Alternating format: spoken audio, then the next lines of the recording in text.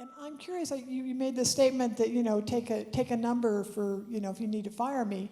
But are you also becoming a node for people in your part of the academy, finance as well as economics, who are seeking you out? And do you feel personally any responsibility to try to really shake up that domain of the academy? The answer to the last question is yes, in the sense that I think it's a very important task, and I think I'm in a relatively good position to do it, so I can't shirk that task. To be honest, I don't actually like it.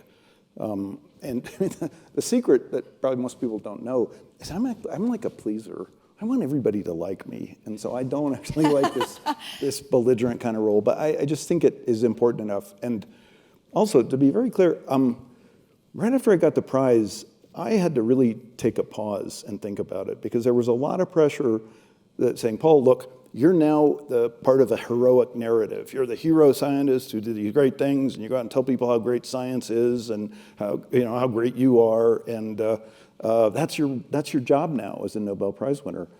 I had to think hard and long about whether that was my job. And this lecture was really one of the first times I've done this, where I just start by saying, look, I was wrong.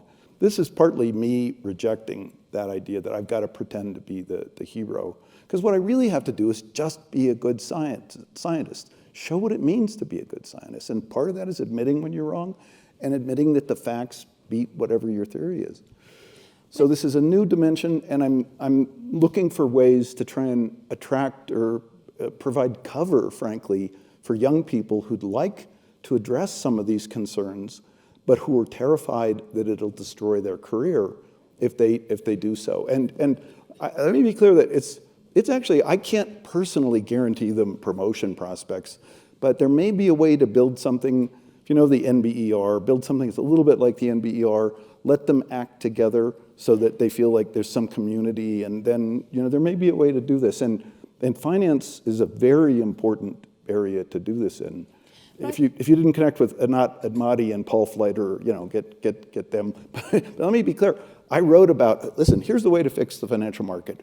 We need regulation that's just like the FAA and the NTSB, and look how well that works in the airline and air travel area. So I take it personally that Boeing kind of just undercut the FAA, but I do want to try and, me alone, there's really very little I can accomplish in the time I have left. There's a few things I can write, but I do hope I can provide some cover for people who really do want to be a scientist. And it's a joyful career to pursue, and there's this clarity that comes from just sticking to the facts and using that as partly a check on ego.